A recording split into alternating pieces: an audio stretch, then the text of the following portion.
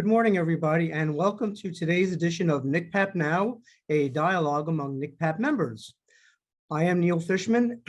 Currently, I am the chair of the PR committee. This is our 5th event of this year. If you have any, just a few business details before we get started. So first, I'm very happy to say that I see a lot of people here who are not NCCPAP members who are attending today's program. Now, some of you have already been to a previous NCCPAP Now, and I hope you see the value that our organization has to give to you. So I would encourage you to consider becoming a member. For those of you who it's your first time, also, please consider becoming a member and getting involved in our organization. It's a very good organization. We try to do our best to take care of our members.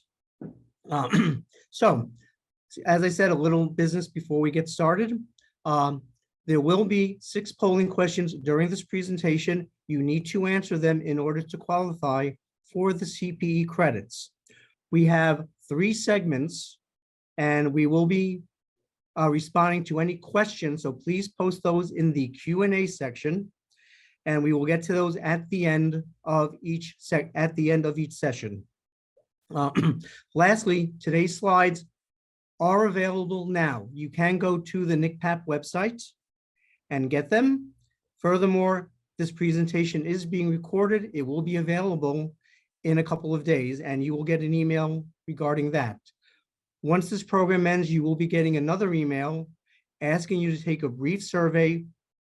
We ask you to take a few minutes and fill it out so that we can hear what you think about this program, what you'd like to see in future programs.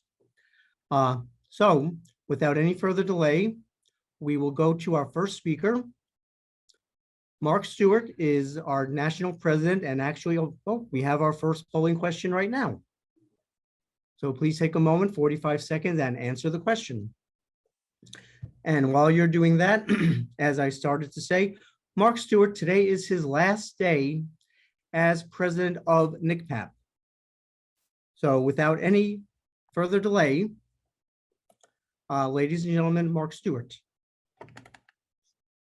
And Neil, thank you so very much. I appreciate the introduction. Yes, as Neil mentioned, this is my last official day as president of NCCPAP. And I did want to take a minute here just to kind of thank everyone. This has been just an amazing organization to serve for these last 2 years, an organization that's done so much for me. Again, so very fulfilling giving back to you all. I've received just tremendous support from so many people, too many people to name here individually. I'd be here the whole session thanking people. You all know who you are, and thank you so very much. I leave this organization in the, yes. Mark, I'm sorry, yes, Alex just pointed something out. Everybody, please make sure that your first and last name appears on the screen so that we know who you are, so that we can give you the appropriate credits. Yes, absolutely. It's very important. And that's the last thing I wanted to mention on this. I leave this organization in the capable hands of Mr. Frank Sands. I've known Frank a good long time now. He's an amazing practitioner, and he's just a real good person, a real gentleman. You're just in the best of hands with Frank going into the future at NCCPAP. So again, thank you very much. It's been a real honor of a lifetime serving you these last couple of years. So I want to get into the main part of my presentation today, which will be in 2 parts. I'll be discussing the recent IRS inflation-related adjustments for 2023, which have been tremendously substantial, as you will see. And then I will get into some aspects of the Inflation Reduction Act that was passed in the last couple of months. So you all are aware of the impact that inflation has had on all of us, our businesses, our personal lives. In reaction to this, the IRS has responded accordingly with really the largest unprecedented inflation adjustments we've ever seen year over year in many aspects of the tax code. You see on the screen there some of the basic stuff, which is 401k deferrals going up by $2,000, which is a lot, again, for 1 year. Catch-up contributions going up $1,000. That is, for somebody that's eligible for the catch-up, $30,000 of deferral now is the new number total. That's a big change, folks. And make sure you're communicating this with your clients. Make sure your clients are adjusting their deferrals as far as their weekly wages or monthly wages or whatever they might be to make sure they maximize their contributions for the year. You will see folks that want to put into an IRA, it's up $500, which is something, not quite as substantial as the 401k increases are. And then we have that last item I have at the bottom there, which is a Social Security wage base going up by $13,200. And at first blush, some of you guys might be saying, okay, Mark, well, that's nice. And Social Security wage base is going up. And how does that affect me as a practitioner? It actually affects you a lot. You really need to give thought to this as time moves forward. I'm sure a lot of you still have a lot of your clients with their businesses where they're run as sole member LLCs or just regular old sole proprietorships. With that wage base being increased now by that amount, it really makes less and less sense these days for anybody to be organized as a sole proprietorship or even a single member LLC taxed as a sole proprietorship. And you really should be having discussions with those businesses now to make S elections. Keeping in mind, this is kind of a common misconception, single member LLCs that are disregarded entities actually can make the S election just by filing the 2553 form. So a lot of people that still think that the 8832 is required in addition to that. It's actually not. The IRS changed that well over a decade ago. They realized that it would be kind of silly to have to do both parts. And if you're a single member LLC, you want to be taxed as an S Corp, you can just file the 2553 form. And just in the most basic example, if this wage base is now $160,200, and let's say you can make the claim by following reasonable compensation rules and studying that somebody's wages can be in the range of $75,000 out of that S corporation. You're talking about $85,000 that's now not subject to self-employment tax gain. At 15.3%, you're talking over $13,000. And even if you consider the extra admin cost of being an S Corp and the deduction for half a self-employment tax, maybe net after all that, you're still talking about $10,000 of tax savings. So this is really huge. You guys, really need to give thought to that. Really need to go ahead, look at your client list, see folks that are still, running their businesses as sole proprietorships, and really talk to them about, the change that's required now. Of course, be transparent with your clients and discuss the additional administrative costs, and obviously make sure you guys are billing accordingly for that extra work. But there will be a tremendous savings to your clients. So do not overlook this Social Security wage base going up. This is a massive, massive change and a massive planning opportunity that you can have with your clients. Some other things that went up as well, you'll see the standard deduction for married couples went up to $27,700, which is an $1,800 increase. Again, a sizable increase for 1 year. And even for single taxpayers, it's up $900. This is, again, more informational, but again, is a big, big change and just, again, reflects how much the IRS took into consideration here, the inflationary impacts that has been on the economy at large.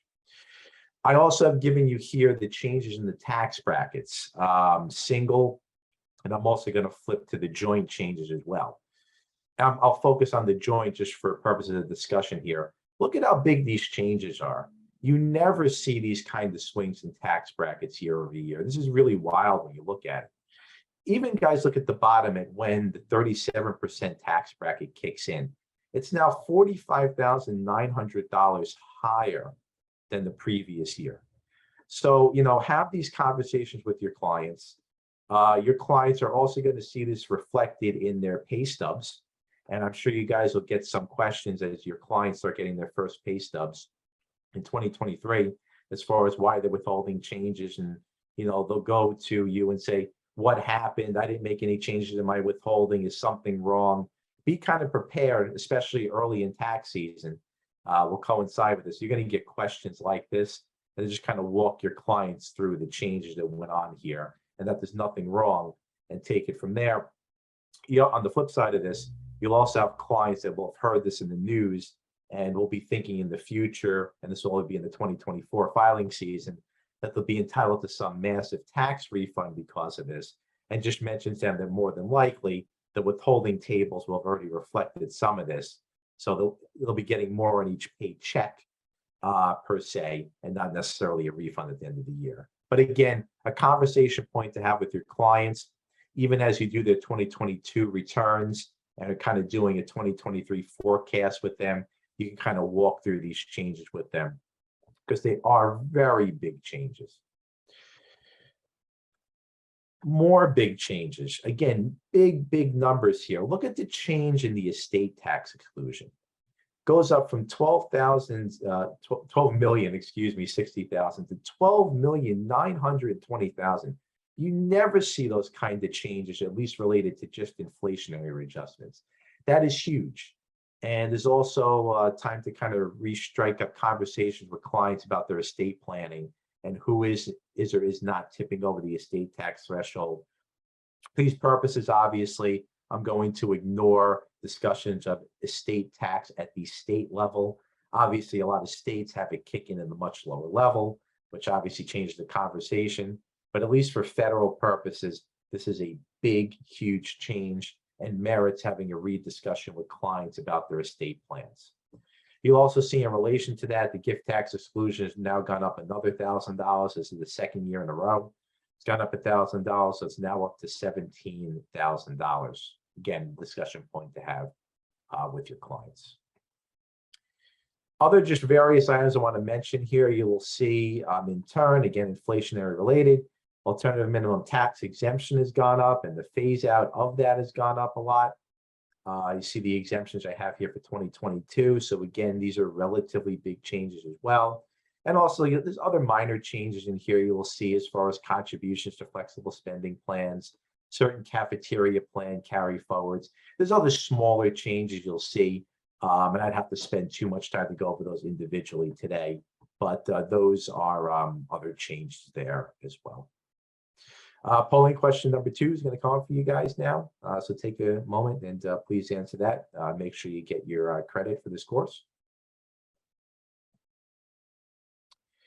And that question will remain up there for a couple of more seconds. I will move forward now to discussing the Inflation Reduction Act of 2022. And I know some people chuckle about the word reduction in that act. I think we all know that this act really more or less didn't have anything to do with inflation reduction and really had more to do with energy credits. The vast majority of this act really is dedicated to energy credits. At the last NCCPAP Now session, I had an extensive discussion with you guys about carried interest rules. And right before the bill passed, we expected it to be something about carried interest rules changing. And as it turns out, for you guys that are not aware, at the very last second, to get the proper votes for the bill to be passed, that was yanked out of the bill. So that is no longer in there. And most of the things in this bill, again, are energy credit related. And let me go over some of the highlights of those. And I'll have a slide here that says, you can see, so starting with the good news, this is $7,500 credit for the purchase of qualified clean vehicles, your electric vehicles, your plug-in hybrids, etc.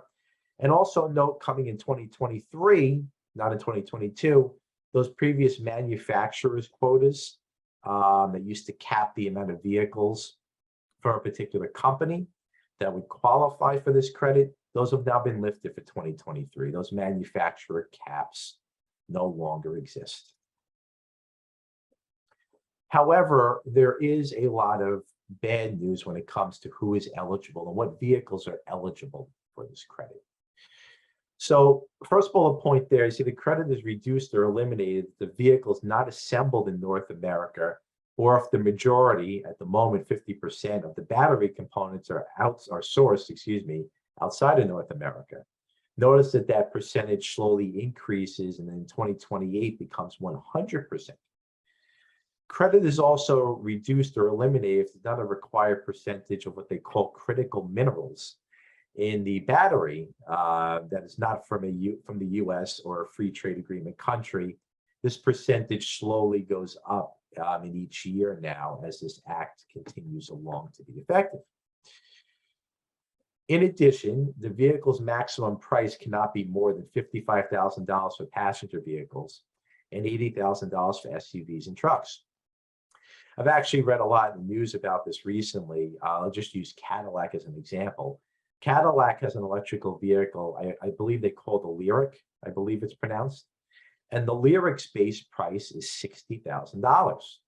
And Cadillac has been scrambling now to come up with creative ways to get the base model of their vehicle under $55,000 and doing creative things like stripping navigation systems out of the vehicles, selling the vehicles to folks, and then giving the folks some manner of discounts as far as having the navigation installed after the vehicle's purchased. So it's a lot of creative things going on out there.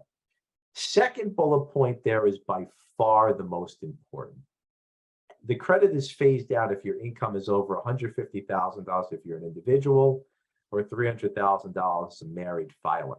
So this credit is really geared towards somewhat lower income individuals and not obviously higher income individuals. And that you'll see that somewhat consistent in various places throughout this act.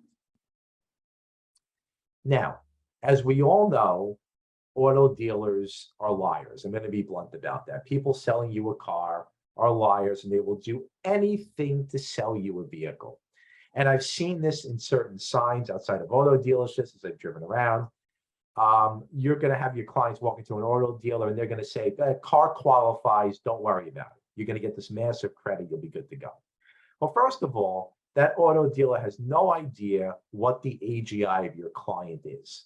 So ignoring all the other things about battery components and where the vehicle is manufactured, they don't know your client's AGI and they have no idea whether they qualify for the credit. So as you talk to your clients, make them aware of this. They really should be talking to you before they purchase these vehicles so they know whether they're eligible for the credit at all. But let's assume for argument's sake here that your client is, I'll take an individual, under $150,000 AGI. All right. Both the Department of Transportation, Department of Energy have published these nice resources out there to help people wanting to claim the credits. The Department of Transportation now has out there what they call a VIN decoder. And you can ask the dealer, hey, give me the VIN for the vehicle. And you can put the VIN in the VIN decoder. It's right on the Department of Transportation's website. There's a link for it. You put the VIN in and it will tell you where it's manufactured, where it's assembled, where the battery components come from, everything you need to know to make a logical decision about this. So you go to buy a vehicle, you insist on getting the VIN before you purchase the vehicle, so you can put it in the VIN decoder and you'll know for sure what's going on. In addition, Department of Energy has posted a listing of 2022 and early 2023 models that they believe qualifies for the credit. Doesn't mean they're not telling you with certainty, they're telling you they're relatively certain that it does qualify. So it gives you an idea, eyes wide open, as you go and you help your clients go and try to purchase these vehicles. So they have provided some nice things here to kind of help you out in making this decision, but do not take the auto dealer's word for it. I cannot stress that enough. And tell your clients that. And if you guys put out newsletters or emails to your clients about this, tell them not to trust their auto dealers when it comes to this stuff. In addition, and this one is brand new, this is not a refresh credit, there's a new credit for used clean vehicles. So now used vehicles qualify for this credit. Now there are limiters on this. You see the credit's limited to the lesser of $4,000 or 30% of the vehicle cost. But you'll see the credits phased out at much lower levels, $75,000 for individual filers and $150,000 for married filers. So that's half the thresholds of new vehicles. Maximum sale price actually has to be very low, has to be $25,000 or under. And the last point is important. The vehicle must be 2 years older than the original date of sale. And if you think about it, that makes sense. They don't want people constantly reselling and churning credits for the same vehicles over and over and over again. So that last point actually does make sense. But again, these are all things that if you're going to be doing this and your clients are going to be doing this, they have to talk to the auto dealer about and get certain guarantees, something in writing from the auto dealer saying it meets all these requirements here. Energy efficient home improvement credit. Now, this credit has been in existence for many years, but it's now been changed. There's important changes to this. So the credit's been extended through 2032, and the more favorable rules for this credit actually start in 2023, not in 2022, but it's important to start discussing with your clients. So you guys are used to this. You've seen this before. It's for certain doors, windows, air conditioning units, furnaces, and a couple of other things that qualify for the credit. Now, the credit percentage jumps from 10% to 30% for these eligible improvements. However, my fourth bullet point there is by far the most important. So these credits used to have a lifetime cap, which was very low. So the old lifetime cap was $500. The new cap is $1,200, but this is the important thing, folks. It's an annual cap. It's not a lifetime cap anymore. All right. So, you can talk about with your clients, planning and spreading out improvements over multiple years to maximize the tax savings. Obviously, if they're doing something late in December of 2023, and it's going to be more than enough to qualify for a $1,200 credit, have them do some of the work in December, some of the work in January. All of a sudden, they'll double the credit, and you'll get your client an extra $1,200, and you'll look like a real hero to them. There are also various other per item caps I'm not going to spend time on today. You'll have to look them up. There are way too many to list here, but obviously look those up when you're talking about that with your clients as well. That's very, very important to discuss. The residential clean energy credit, this is also not a new one, but has been changed slightly. It's now a 30% credit, used to be 26%. And this is for the cost to install solar, wind, geothermal type systems in the home. This runs through 2032 and has provisions to wind down thereafter, but who knows what's going to happen in 2032. But you can tell your clients that this credit still exists, and it's actually, slightly more lucrative as we move forward into the future. This is actually an interesting one. There is a 30% credit for installing fuel stations in your home. So something to talk about with your clients as well. If they want to install some sort of charger station in their home, they will get a 30% credit for it that is capped at $1,000. Now, there are a myriad of other energy credits in this bill. I could spend a day of a presentation, more than an 8-hour presentation, just discussing these. There's production tax credits for clean hydrogen and nuclear. There's investment tax credits. If you guys have clients in the fuel industry, there's a ton of clean fuel production credits. There's grant programs for energy credits and many more that I haven't named here. So the overriding point when it comes to this, and I've had these discussions already with some of the investment advisors I trust. You have clients now that invested in the energy sector or invested in the car sector. They should be sitting down with their investment advisors and saying, hey, look, how's all these credits going to affect how energy companies are viewed, how auto companies are viewed, and should I be invested in the energy sector? And is the energy sector more risky because of this, less risky because of this, more lucrative, less lucrative? So one of the things you should be doing, encouraging your clients to do, is talk with their investment advisors and have these discussions about how you invest in the energy sector going forward, given all these changes in the act. We now have poll question number 3 that will appear on screen. And are there any questions, by the way, in the Q&A for me, Neil?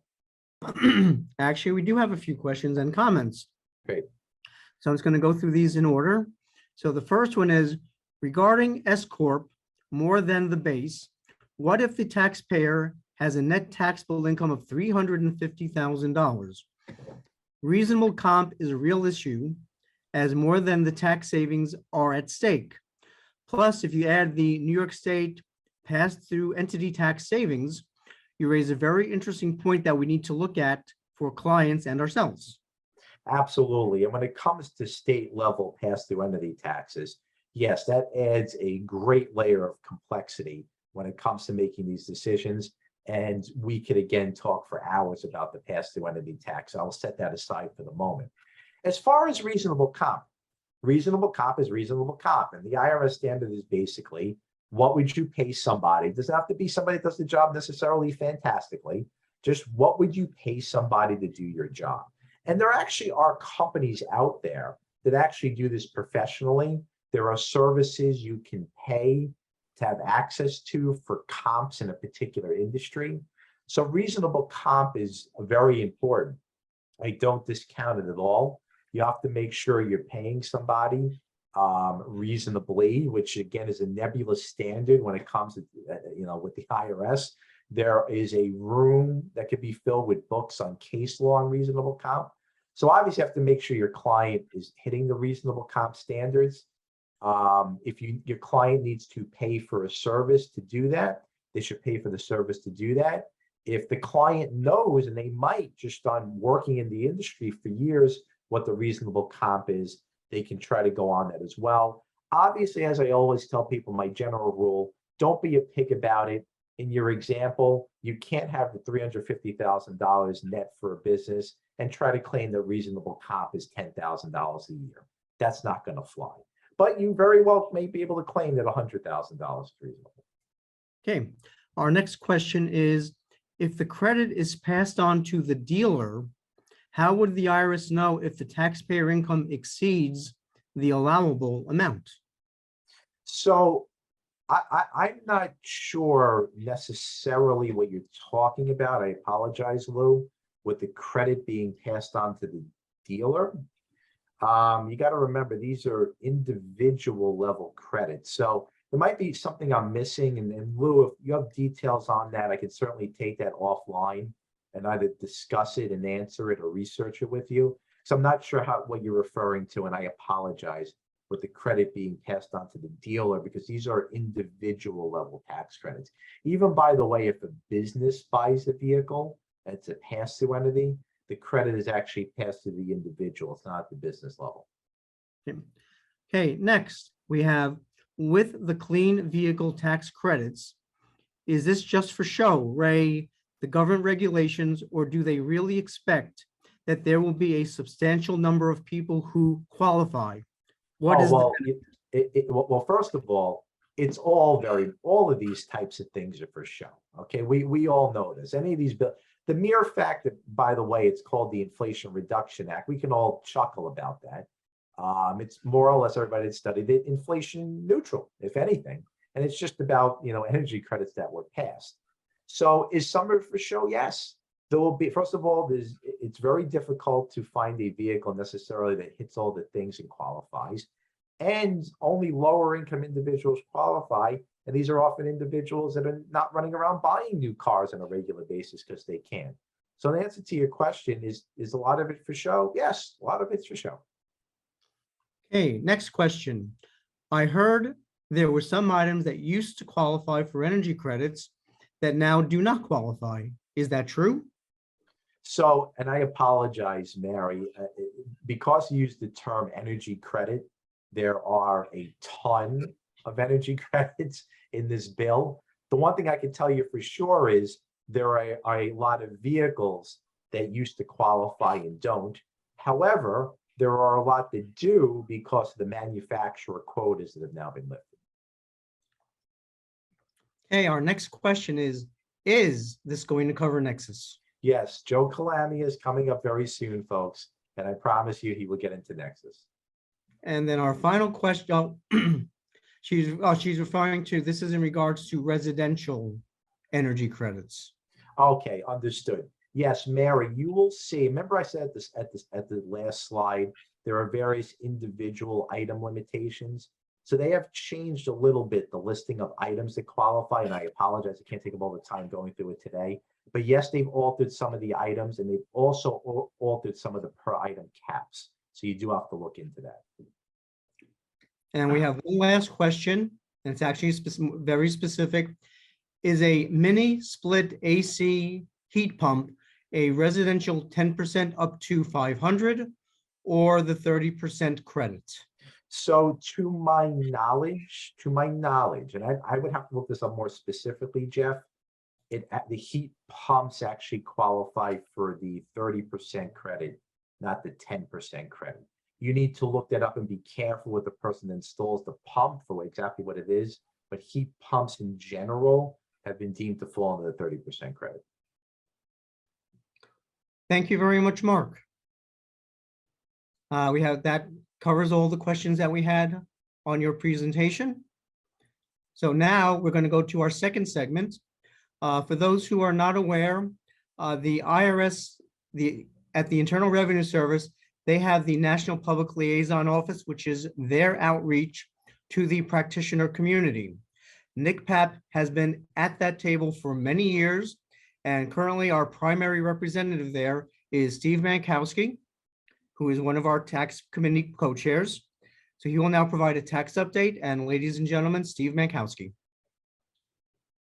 Thank you, Neil. And just as we get started, I did have one question for Mark, if he could. With these energy credits and the clean vehicle credits, are they deemed as being refundable?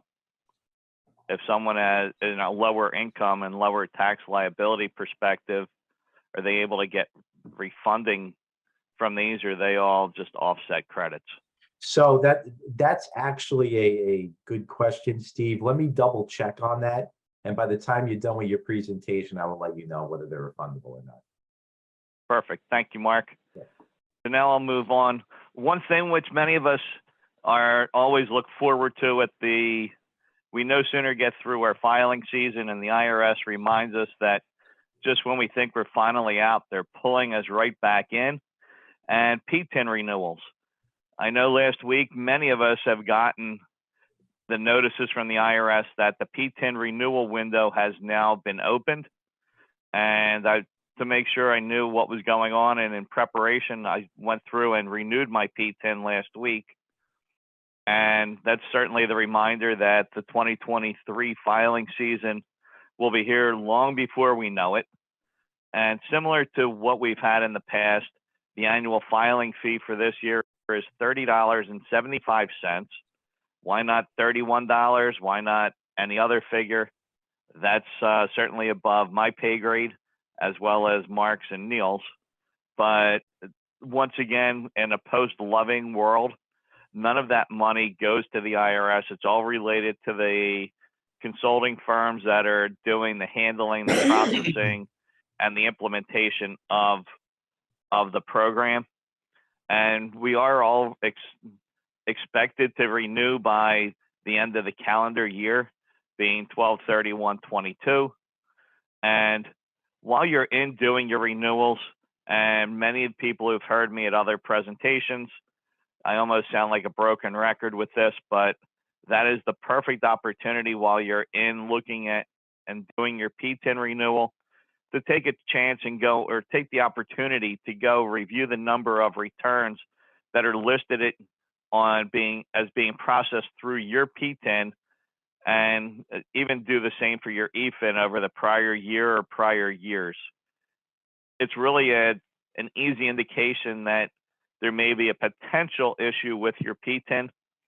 The numbers, for whatever reason, never exactly line up. If you've done 300 returns, the number is not going to be 300, whether it's a timing issue or how they process returns that were rejected. But just keeping in mind that now's a good opportunity to see if there's a potential issue that you can address before things get any worse in that fashion. Part of the renewal process, again, is acknowledging the requirements for data protection. Last year, I do believe it was only one simple question saying that, are you aware of the requirements? This year, it goes a little bit further in depth, where it's saying, are you familiar with publication 4557? Are you aware of the procedures for ID theft? They ask you to renew the Tax Pro group from the Security Summit one-page document that came out probably about 2 or 3 years ago, called Protect Your Client, Protect Yourself, which really goes into a lot of different areas of data security and how to secure all of the PII that you may have within your firm. And just in the same realm, I know that many of our members have gotten an email blast from NCCPAP talking about the necessity now to have a written Information Security Protection Plan. I believe the IRS, in their love of acronyms, calls this one WISP, WISP. It's something that, if it's not currently required for your cyber insurance this year, it's certainly one that you can look for it to be coming up as one of your upcoming renewals. So certainly take time, give that a read. And it's really a step-by-step process on how to set up the written security plan within your firm. It really covers a lot of information. In the mode of Halloween, I saw this yesterday. It popped up in a social media as something that was posted in the past. And it's certainly one that fits with Halloween. Yes, Frankenstein can be creepy. The headless guy, or spooky, the headless guy can be creepy, but we can all agree that horrific certainly describes any of our clients when they get tax bills. Certainly in their eyes, it's horrific. And in a lot of cases, we're able to deal with a lot of these items fairly quickly, fairly painlessly, but obviously keeping the cool mind to our clients, letting them know that we can resolve it. It may take a little bit of time, but just if they get a tax bill or they get a notice, the sooner they get it to us, the easier it will be to help rectify the issue. So as we talk about some of the penalty abatements, NCCPAP has been very instrumental. We participate in a consortium of national practitioner groups that really push the IRS for penalty relief for late filings. And in a lot of cases, it was due to issues related to COVID. Finally, as you may recall back, and I guess it was February of this year, the IRS put a hold on some of the notices, so that you may have seen there's some statutory notices that would come out, but they're not getting the normal follow-up notices that would come out in the past. In August of this year, IRS Notice 2022-36 was released, and it relates to individual and business returns for the last two filing seasons, returns for 2019 and 2020.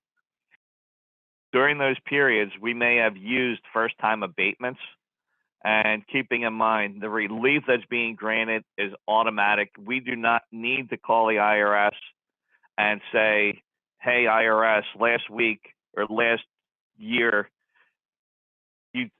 I called in about a return for John Smith. He's now subject to the automatic relief that was qualified. The IRS is going through making notations on all of the accounts that pertains to.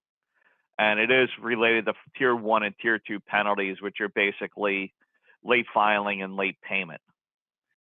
If we used first-time abatement to remove those penalties because it was easier than trying to document and get approval for reasonable cause abatement, the IRS systems have been notated that the first-time abatement has not been used in the past, and that it will be subject or will be qualified to be used related to any notices the taxpayer may be getting related to 2021 returns.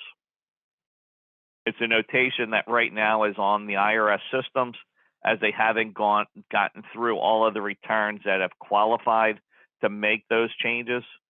But you will see that if you end up calling the IRS, that first-time abatement is available for those returns. And one last point on this topic was that the relief for these returns was listed as being effective through September 30th, 2022. The good news, and I saw somebody in one of the comments that posted as Mark was going through, what's the good news? I guess I can say that I have some of the good news in that if you filed one of these affected returns for 2020 or 2019 after September 30th, that the penalties start as of October 1st, 2022. It's not retroactive back to the due date of the returns. So even if we've managed to get the information, it got filed late, waiting on information and closure from clients, it's only going to be a small amount of penalties that may be out there now, not something that could be 2 or 3 years outstanding. And now we have polling question number 4, Neil. And Steve, while that polling question is up, unfortunately, this bill did not change the refundability of the clean vehicle credit. So those clean vehicle credits were previously non-refundable and they stay non-refundable. That's an important planning thing that you brought up. And same for the home energy credits as well, which I believe that is the case. Yep. And the alternative fueling credit and all those fund credits, they still remain non-refundable. Gotcha. And that's one that, just as you're going through answering the polling question, you just need to keep in mind that as you're talking to clients and doing some tax planning, you need to basically make sure that if they're going to be doing this, and I'm not saying don't buy an electric car because you're not getting a tax credit, or to hold off doing windows that or fixing a roof that may qualify until you can actually get a credit. But keeping in mind that in some cases the credits could be lost if in fact they don't have the taxable income in that specific period. And never hurts to just make sure that your clients are aware of that as they're going through.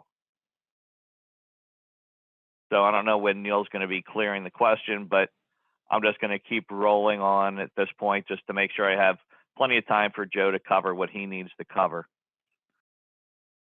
NCCPAP generally goes to Washington to meet with the IRS directly and to meet with the congressional offices. Usually we go in May, shortly after the end of filing season. And NCCPAP, being now that we're post-COVID or as much post-COVID as we can expect to be at this point, we'll be going back and is planning to go back in early May of 2023. And we do come up with generally 2 different agendas because there's items that may be congressional in nature. There may be items that are IRS in nature. As we're looking at these, it's not one-off where, and I'll pick on Mark Stewart other than for no other reason, that Mark may come forward with an issue that relates to one of his clients. A one-off issue is not something that we can take down to Washington. And in a lot of cases, if we're talking to the IRS, they'll actually make note that we don't handle individual tax issues. But if we do find something that would be more systemic in nature, that's certainly something that we can look at and look to put into our agendas as we roll forward. And as much as possible, the tax committee can go through and do the full write-ups, but the topics that we'd be looking at would be addressing the problem and what you think may be a potential resolution. They can be forwarded through the national office, and Alex will get them to the appropriate people. Just make sure that if you're sending something through that you have your information as well, just that we may need to reach back out to you if we have other questions, and also to make sure that what we put together is covering what you feel the issue is. Steve? Sorry to Yes, sir. interrupt. One person made the comment for the non-NCCPAP members who are attending today. Could you please give an idea of who goes and how you conquer and divide to meet as many representatives as possible? Certainly, and I'm just going to back up here one screen. Just who goes? It's open at that point for any of our NCCPAP members to go. Primarily, we've had members of our board, members of our tax committee. We've had just members who've wanted to come down and share the experience and really learn what's going through, and talking to the different representatives. And I will preface with, as we talk to the representatives, the majority of the time we're not actually meeting with the representatives or the senators. We're dealing more with their legislative tax aides, which is generally pretty good because they're the ones that do the work anyway. And as we're going through, who we look to meet with, in some cases, we'll try to meet if we have someone going that's in their district for someone. But in a lot of cases, what we'll look at is areas that are of concern to us as CPAs that may be affecting and addressing issues related to our clients. In the past, we've looked to be from a congressional side and the House of Representatives side, specifically Ways and Means and House Small Business Committee, may look at if there's an IRS Oversight Committee. Similar within Senate, we look at Senate Finance, Budget and Judiciary. If we have issues, one year we had an issue related to RMD age and changes with RMDs, and that did get moved from 70.5 to 72, which I believe is getting moved again. At that point, there's a committee that deals with retirement, and we focused to make sure that we were speaking to people that were on that committee. So we try to make it as meaningful as possible with the people that we're meeting with so that they're actually able to address the issues that we're bringing. There's no sense bringing an issue about retirement age and talking to someone who's on dealing with military or Homeland Security. It's not in their realm. It's not something that they can deal with. If it's someone who may be your representative, we may go and just talk more of a general nature to just make sure that they're aware of some of the topics that are out there and that they may be able to speak to other people that may be on those committees. Hopefully that answers your question. If I may add, Steve, every year we get the Congressional Handbook, NCCPAP does, and it lists all the senators and representatives, both individually and then in the back of each section by committee, so we know who to focus on to attempt to get appointments with. Thank you, Neil. Just moving forward, one thing that came out early last week was that the IRS, I'll just say finally, has put a little bit of a kibosh on a company that referred to as NQ. That was a paid service that uses various bots to call the IRS and then basically for the people that are members, they sell the positions in the queue, or it allows them to get a position in the queue. It's certainly an item that's led to a lot of frustration among tax pros. It's one the IRS has been hearing probably since the inception of NQ. Well, last week they came out with a pilot program. It's not affecting every call, not affecting every area that we'd be calling into with the practitioner priority line, but the current iteration is requiring the caller to repeat phrases. It's using a voice generation or voice recognition software just to make sure that it's not just computer generated. We'll disconnect if all else fails. NQ is temporarily ceased operations, but with some of this, it's a matter of how long before they're able to overcome this little hurdle. And I wouldn't be surprised if certainly by the end of the year, early next year, they're back in place. Just quickly with this, many of frustrations, I know myself, I've been on this topic since ACA came into play. When a taxpayer gets Form 1095-A, the IRS would accept the return, then 6+ weeks later, the IRS sends out a notice saying you need to fax over the 8962.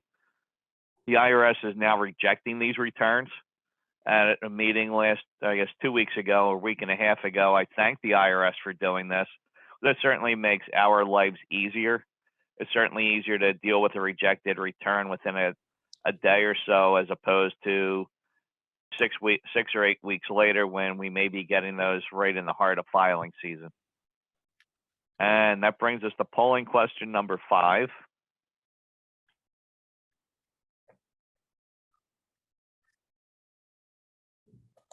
And at this point, Neil, if there's any Yes, we any have three. questions, We have three questions, comments. The first one is, when I renewed my P10, I did not pay any fee. year? Anytime this year, apparently this year, yeah. that's quite interesting because I know when I renewed mine, you were not getting your verification of renewal until after a fee was paid. Okay. Okay, the next one is, will New York be following the penalty rules similar to the IRS starting on October 1st? Well, in answering this, and I can tell by Mark Stewart's face that he knows my love with some issues that come up related to New York. The simple answer is, I really don't know. The notice that went out was an IRS notice for 2022-36. It related to late filing returns of IRS returns. The various states, it's up to their legislature if they're going to follow the IRS abatements. In the past, I know New York has pretty much marched to the beat of their own drums and continues to do so.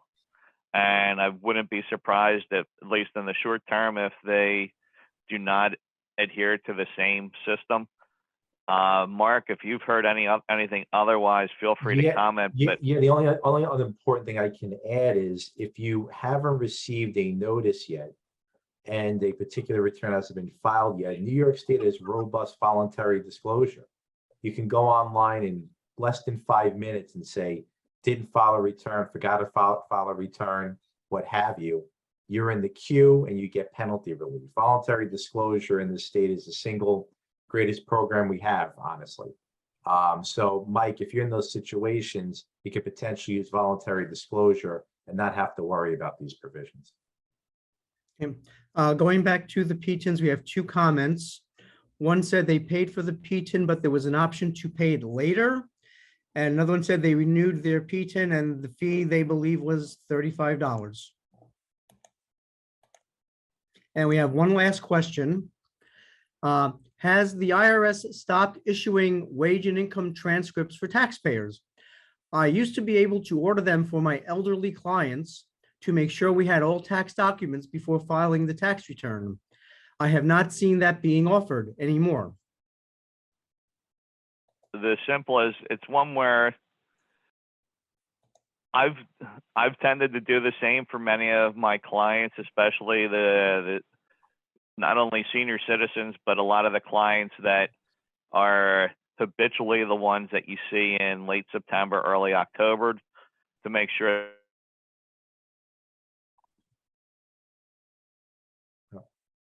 I think we lost Steve's audio there, guys. One thing while Steve tries to get his audio back is, do remember that transcripts now come somewhat redacted as far as blocking out certain address and EIN information. So if you're looking to get a transcript to help file a tax return, you're not really going to be able to at least e-file it, because it's not going to have things like the EIN of employers, etc., that you're going to need. So keep that in mind when you're coming, into trying to, hey, I'm just going to use a transcript to file a tax return. It's going to be very difficult going forward now in the future to use a transcript just to file a tax return. Also keep in mind the IRS is extraordinarily backed up when it comes to paper. So if you're asking to get a transcript by paper, you might never hear back from the IRS, unfortunately.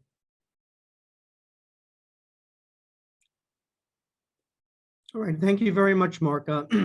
Steve, we've lost your audio. Yeah, well, we can move along, Neil. All right, well, so now we will go to our final segment, the one that everybody's been waiting for.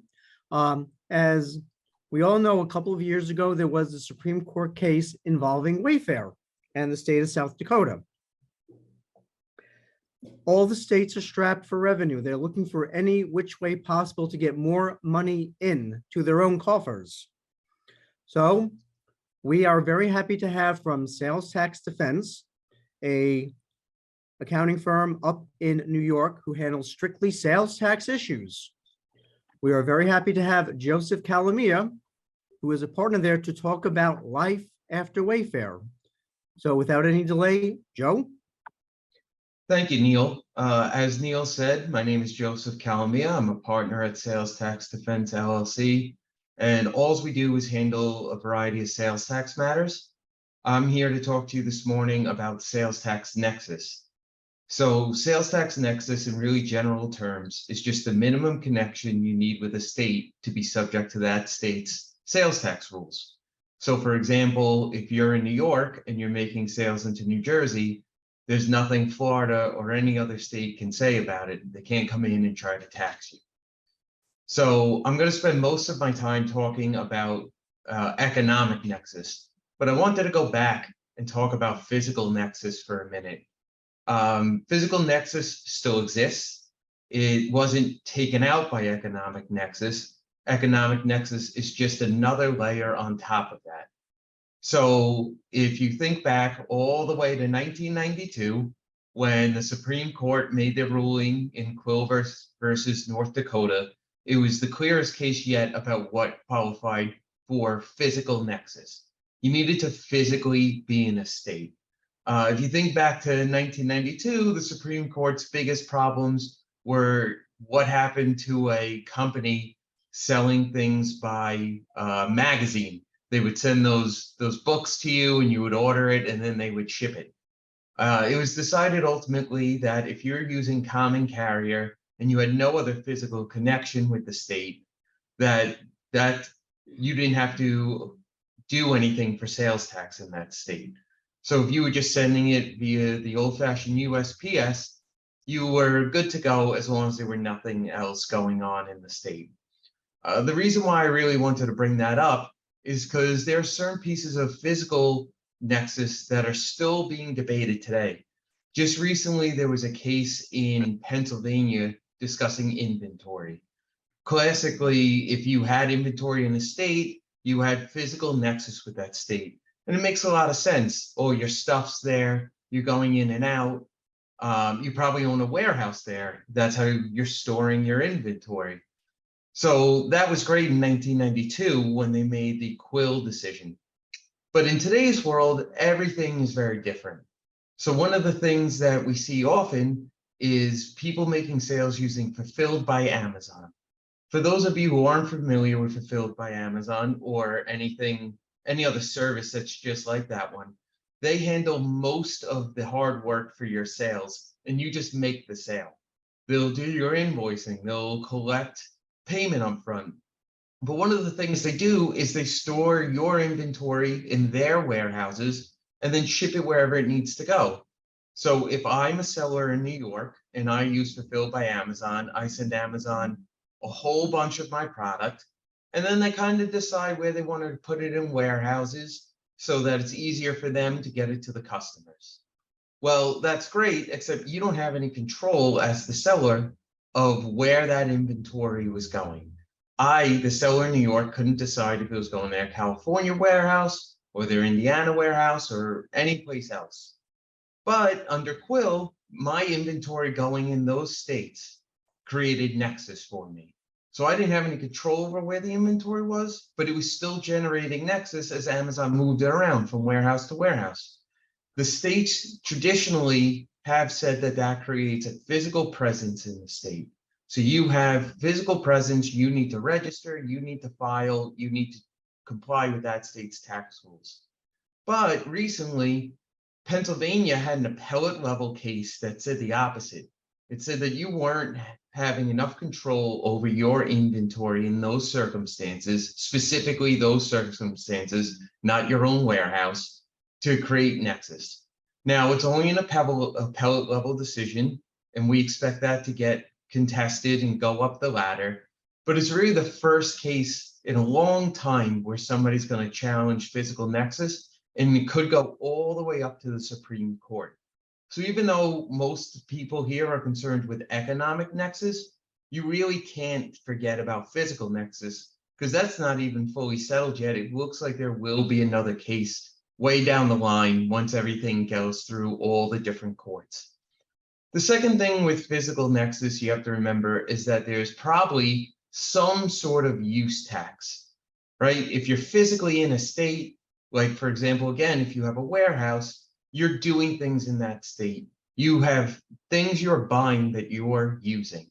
So one of the questions that one of our other panelists had raised was, what happens if you buy property at a certain percentage and then you actually put it into use in another jurisdiction that has a higher percentage, right? You bought something in New Jersey at 6%, but you want to use it here in New York where it's really closer to 9%. Unfortunately, there's no easy answer for you on that one.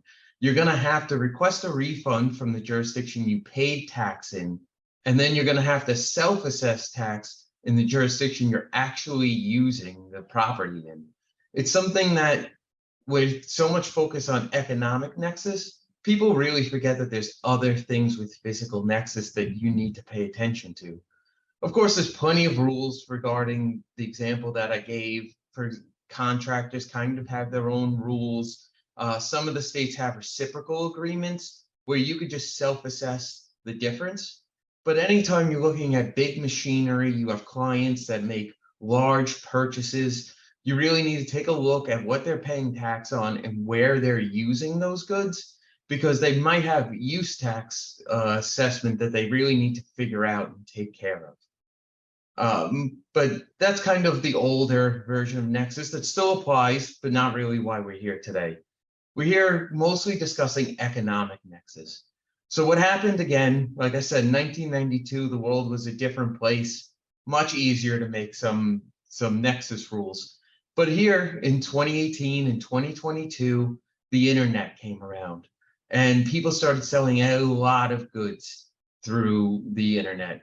And if you think about it, the states were really getting cut out of the loop here, right? You were suddenly selling a ton of product into other states, and you weren't required to collect any sales tax because you didn't have physical nexus. You would just let people order through your website, you would ship it via common carrier, and that was kind of the end of the story. And all their small businesses were getting hurt, and they weren't getting any tax revenue. And it didn't really help that the people who would pay the tax are people who are out of state who can't really vote or do anything about your tax rules. Those are great people to tax because they can't vote you out. So what happened in 2018 is there was a case heard between South Dakota and Wayfair, where South Dakota had passed a law saying that if you had $100,000 in sales in a year or 200 transactions into the state, that you had what was called economic nexus. Obviously, such a big law required the Supreme Court to rule, and they ruled it was okay. So those thresholds are really the thresholds you need to pay attention to when you're talking to your clients, because none of the states are going to have lower thresholds because those could get challenged, and nobody wants to go to the Supreme Court. It costs time and money to challenge that. Some of the states have higher thresholds. For example, New York State, where my firm's located, has a $500,000 threshold, but you'll never see lower thresholds. You'll only see higher thresholds. So what does that really mean for you and your clients? It means that now you're going to have nexus in all sorts of places you didn't have. And that means you're going to have to register in those states for sales tax purposes. Some of those require Secretary of State registration. I think there's 6 or 8, I don't remember off the top of my head, and they're kind of always changing, which makes it a little difficult. But you need to get registered in those states. You need to comply with their sales tax rules. Now, this is a place where people usually get tripped up. Complying with their sales tax rules doesn't necessarily mean that you owe them money. Complying with their sales tax returns means filing a tax return and reporting taxable sales. You could be making non-taxable sales. A business that, for example, is exclusively making sales for resale, not being a wholesaler. There's a difference between being a wholesaler and making sales for resale. But if your company's only making sales for resale into another state, you may not have any taxable sales. And every state has its own rules. So, you never really know until you look into it whether or not your client's going to have to collect sales tax, or you're just filing an annual zero return. Obviously, an annual zero return is not such a big deal compared to a monthly return where they're emitting loads of money Maybe they even have to make a prepayment in that state. So you're talking about having to make a prepayment and file the tax returns. One of the things, just before we move on, is part of the registration is a responsible person. So responsible persons are nothing new to sales tax. They've kind of always existed. The states put into place rules so that you can't just collect money on their behalf and then not pay them and go out of business. It's not like a lot of other tax types. You're collecting money on the behalf of the states, and they want to make sure you remit that. That's why responsible persons exist. There's always going to be at least one, but more often than not, there's going to be more than one, because there's a wide variety of things that can make you a responsible person. I could probably do an hour-long seminar just on responsible persons. Two quick notes: you probably want to pay attention to who's signing checks, and also, who's signing checks, and then who has ownership. That's especially important in LLCs. LLCs can have specific rules where you're still liable for at least a percentage of that tax, even if you're just a silent investor. But again, that's a whole topic for a whole other day. If you have responsible person questions, we can kind of go through them at the end. But this is especially important for your clients that are outside the country. It's very hard to explain to someone outside the country, first of all, what a responsible person is, and second of all, their requirements of who can be a responsible person. Some of the states require that the person who's responsible is an American citizen. That's great, but if your company is located in Canada, you may not have an owner that's an American citizen. So there's a lot of these little nuanced things. So if anybody has out of the country clients, that's a whole other undertaking. But again, it's just something to pay attention to. I'm not going to spend that much time on it because there's so many things to do. So as their trusted advisor, the number one recommendation I can give to you is to just have your clients run their sales by state at the end of the year. You just want to know what the dollars they're selling into each state are and how many transactions those are. Again, like I said before, if it's under $100,000 in sales and it's under $200 in transactions, you're going to be good to go. There's really nothing to look at. If you're over those thresholds, what you want to do is then look at the states that they're over those thresholds in. A lot of people come to us and they only have one state or two states that are over those thresholds. All the other states can kind of wait until next year. Ideally, you'd be looking at that as they go along. You really want to get on top of this so you can handle things as they come up. But just looking at it over the last 12 months will save you 90% of the headaches that your clients are going to look at. Now, ideally, you were proactive about this. You talked to your clients about this. They handled it going forward perfectly. As soon as they hit the thresholds, they just registered and you were kind of done with it. Unfortunately, I don't have to tell a group of CPAs our clients aren't always the best communicators. And sometimes you find out that they have tax exposure from prior periods. The most popular way to address that typically has been a voluntary disclosure, which was talked about in one of the prior presentations. You're going to go to the government. You're going to say, hey, I have a client. They made a mistake. It was an honest mistake. Let them just remit the tax. Usually you owe some interest. It's a reduced interest amount, but no penalties. Penalties can really add up, especially because you have late filing penalties on top of the tax you owe them. And all that stuff kind of adds up. So the voluntary disclosure is great if you have clients that are kind of behind the curve when it comes to sales tax nexus. The one thing I do want to warn you about with voluntary disclosures is that every state has their own rules. And sometimes those rules mean that you can only file for a voluntary disclosure once per tax type. So what that means is, and I believe it was Michigan said, hey, listen, you can come in and you can do this voluntary disclosure, but we only ever give one voluntary disclosure for each tax type.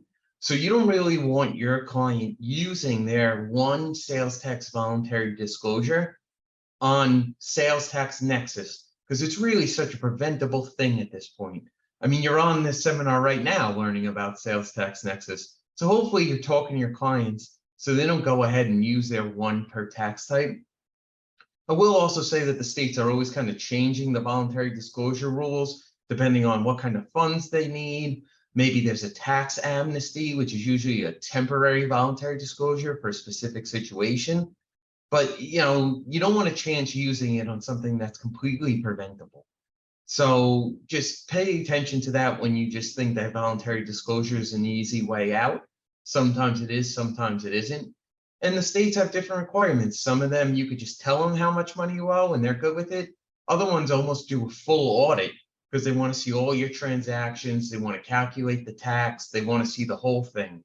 So it's not always easy. And you can end up doing 46 of them in theory because you got 45 states plus DC. So that's a lot of work if you have some of your bigger clients trying to catch up when they could have just done this prospectively. One of the other things just to be aware of when it comes to these is the states are finding ways to find people that they think haven't registered. So a lot of people take the position that they could just fly below the radar, and sometimes that can work for a while. But there's plenty of other things that get you into trouble when it comes to sales tax nexus. The first is just filing another tax type in that state. If you have income tax in that state, a corporate tax, some sort of withholding tax, there's a really good chance that you also have sales tax because whatever gave you the filing requirement for the other tax type is probably going to give you nexus for sales tax. Our firm generally recommends that once you're going to register in a state, you just register for all the tax types. You don't want to get into having to argue the nuts and bolts of why you have one kind of nexus and not another when the state already knows you're operating there. I mean, they're not foolish. They kind of piece that together. The second thing that they're doing, which is a little bit trickier, is that they've developed, and this is only for some of the states, they've developed software that kind of scrapes the internet. It'll go to your website, it'll put in shipping information, and then see if sales tax pops up or not. They kind of compile a list, and then from that list, they send you nexus questionnaires. Nexus questionnaires are very tricky because they seem very harmless. So I'll give you an example of exactly what happened to one of our clients. They had gotten a nexus questionnaire from one of the states that seemed very innocent. It was just a couple of questions about some of their sales. They were just saying, hey, we were just looking for some information. It's not a big deal. Well, the client wasn't really advised by anyone that might come and didn't really think twice about it. And they filled it out and shipped it back. And then that state decided, oh, based on your answers from this questionnaire, you clearly have sales tax nexus. So the accountant was pretty surprised to see they had gotten that letter in the mail because they didn't even know that their client had received a nexus questionnaire. So one of the other important things that you guys need to do is tell your clients if they get any mail from a state that they're not currently registered in, to send it to you. And you'll take a look at it. You're their trusted advisor. You can look into it because once they fill it out and return it, it's too late. Once you say, hey, yeah, I send in my own trucks to make deliveries into this other state, there's nothing you or me or anyone else can do to unconvince them that that's what you're doing. I mean, technically you could if you're not doing that, obviously, because it wouldn't be the truth. But you're really just fighting an uphill battle. Don't let your clients fill those out and send them back until you've looked at them. And if you don't know what you're looking at, do research, reach out to somebody. It's just something very benign seeming that's really rather problematic. But it's one of the biggest takeaways for you is to talk to your clients about that because it's going to be a nightmare to fill it out real. One of the other big areas that we get questions on is how are you going to file returns in 45 states plus DC if somebody does end up with Nexus?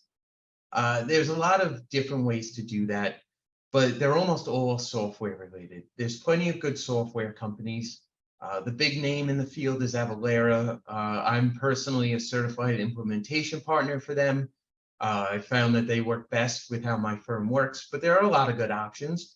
There's TaxJar, there's Vertex. There's a lot of different companies that are trying to to find solutions to this area, because it's obviously a problem. Well, I'd recommend getting to know one or two of them at least, so at least you have somebody to reach out to. I mean, again, I've partnered with Avalera. They're at a lot of events. You can always ask them questions, and at least you have a resource to ask. But the problem with sales tax software is the same problem you have for all tax software. You got to put the right information into the software, and then you have to check that that information is still mapped correctly. So just like you're doing an income tax return, you wouldn't just put everything into the return and blindly say, okay, it's ready to go. You're going to want to look at the return itself, see if it makes sense. With sales tax, it's going to try to allocate to different jurisdictions on the returns. You kind of at least want to give it the old smell test, as they call it, make sure it looks right, make sure it seems right. Because one wrong input in whatever you're connecting to or uploading can mess up the entire process. I know a state like Arizona has different tax rates depending on what services you're providing. One wrong code and all those services are going to get mapped to the wrong code. They're going to all have the wrong tax rates. It's going to be quite a problem. The software still requires detailed transaction information. This is another thing that comes common to us. You know, clothing, for example, in New York State, over $110 is subject to tax. Under 100%, $110 is not. Some of the states have rules for baby clothes. You just really, again, have to be really careful about how that goes. And then the software should get the due dates right for each filing, but you as a practitioner need to just kind of be aware that some states have different deadlines. The state that you're filing in, there's a really good chance that it's on the 20th. But some states do the 30th, some states are due the 15th, but you're really just going to want to pay attention to that in the back of your mind, because the software is not going to automatically file it by the deadline. You need to tell it to file. It's not a big undertaking, but it's just another set of deadlines that you need to pay attention to. And if you're on this, there's a really good chance that you're not like me and that you're not just doing sales tax.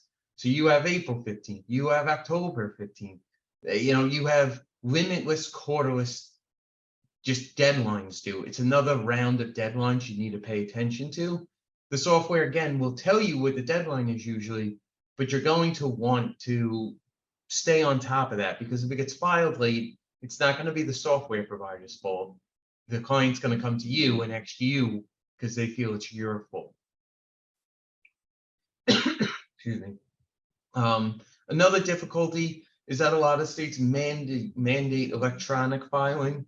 Software is very good for that because it's the only way you can really file. But if you think that you're going to go forward and file all the states manually, it's only a matter of time before the states don't let you file manually at all. Like I said, a lot of the states have already switched over to that. So it's just something you have to pay attention to. Another thing that the software is limited on is local tax types. So you as a practitioner may know that your client has Nexus in Alabama, let's say. You know, they have standard Nexus rules. You see they have economic Nexus. Great, you're going to register them. You'll start filing. That's easy. But the problem is that a state like Alabama has jurisdictions within it that also have their own returns. Alabama is especially difficult because some are administered by the state and some are not administered by the state. But you may have to register and file in, I believe there's over 100 jurisdictions in Alabama. It's Alabama, Louisiana, and Colorado that you really need to pay attention to. But now we're talking about Alabama going from one state and one filing to 100 jurisdictions with 100 different filings.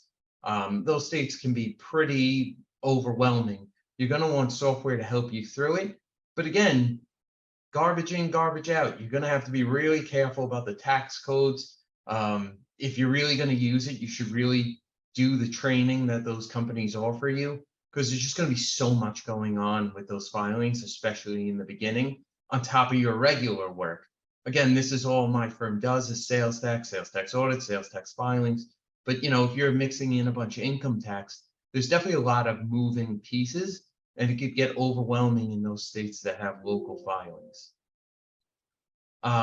As I said before, there's just because you have nexus in a state doesn't mean you necessarily have taxable sales in a state. You're going to want to have to research every single kind of product that they're selling to see if they have to collect tax on it. Again, there's just a lot going on. One of the nice things, like I mentioned earlier, is if they only have economic nexus, they're not physically in the state, you don't really have to worry about use tax because they're not physically in the state. They're not using anything. But you really got to pay attention to it if you're filing in the state because they have physical nexus. It's a little nuance where one's probably harder on the sales side, but on the use side, there's really not much to it. There's a lot of different states that have ways you can reach out. New York State has guidance. I'm going to go ahead and skip over the audits because we're running a little bit of time. The states can audit you for up to 3 years usually. There's usually a statute of limitation if you're filing. That's another key point. If you file, then you could get the statute of limitation, and absent fraud, you can always limit the look back period. But obviously, in cases of fraud, there is no limit to the look back. But filing does provide that protection. Here we are, poll 6. Would you like more Question number 6, presentations? people. Okay. Joey, you ready to field some questions? Sure am. Okay, so the first one, I'm just jumping on. We have several. Does this apply to services? Say you are a CPA in Pennsylvania who has clients in Florida, and the services revenue exceeds 100,000 or the threshold. Do I need to file a tax return for Florida? So I don't know the Florida threshold off the top of my head, but assuming the threshold was $100,000, you could have economic nexus there. You see it a lot with marketing companies that aren't going into the states, but are preparing like layouts and other things into those states. It's definitely something you should look into. If I may, I will just add on top of that, for example, in Florida, being here, Florida does not charge sales tax on services. However, if you are providing labor like a repair person and you're providing parts as well as the service, the entire job is subject to sales tax in Florida. Some businesses have tried to get around that by giving their clients 2 bills, one for parts and one for labor. And when Florida has come in and does a sales tax audit, and they see that, they are denied, and then they are subject to the additional sanctions. So, a few other questions is, does economic nexus subject you to all the different sales tax rates that each state may have depending on geographic location? So the answer to that is very often yes. A state like New York has, I don't know, one for each county, 50 counties, 75 counties, different rates. There are a few other states where, assuming you filed the registration correctly, you're noted as somebody who just has economic nexus, and then there's just one tax rate. I think Texas has that rule because they know you're never going to be able to comply with all the different tax rates. So they'll do one, but again, you got to be careful when you're filling out the registration because you have to register that way. Okay. We do know that New York State, there is a state rate, and then there is different rates by the counties. So you have to be clear as to which county you're actually performing your services in. Next question. If you receive a nexus questionnaire from another state that you're not registered, are you required to answer? So you're not required to answer it, but if you don't answer it, they're probably just going to assume that the answers are bad for you and good for them, and then they'll escalate the matter. I've even seen one where they tried to audit them and they said, well, if you don't like the audit, show us you don't have nexus, which was a whole big ordeal. But no, there's no requirement to my knowledge for out-of-state vendors. And then someone asked, how about income tax returns in these states? I'm gonna leave any income tax nexus to the rest of the panel, but again, our firm's position is if you're filing one tax type in the state, you might as well file them all because you probably hit them both and they're gonna come for the next tax type that you're not registered for. Okay, what if one year you exceed the sales above the threshold and the next year you do not? Does economic nexus change annually? So just one quick note about getting economic nexus is that each state has its own rules. So some of them will use the most recent 4 quarters. Some of them will use a calendar year. There are a lot of specific rules with that. Once you have nexus, you can try to take the position after the following year that you don't have nexus. You can close your sales tax account with them and say you no longer meet whatever requirements there are, but that's very state specific, very state specific. So I would say that you should look into whatever state's rules they have for that. Okay. In either situation, physical or economic, is next, well, you answered this already about is physical or economic nexus also subject to income tax? I think we covered that you would defer that to the other panelists. Yep. Okay, here's one. What if the company owner has US and French citizenship and is now living permanently in France? Can they still be a responsible party? So for some of the states, you don't have to be an American citizen, so you can be. For the states that require it, they're usually looking for your social security number, or there's a certain kind of work visa ID. If you can provide one of those, then you're good to go. Otherwise, the states might accept something else, but again, you're gonna have to take that on a state-by-state basis. But if they have a social security number, you're probably gonna be good to go. Okay.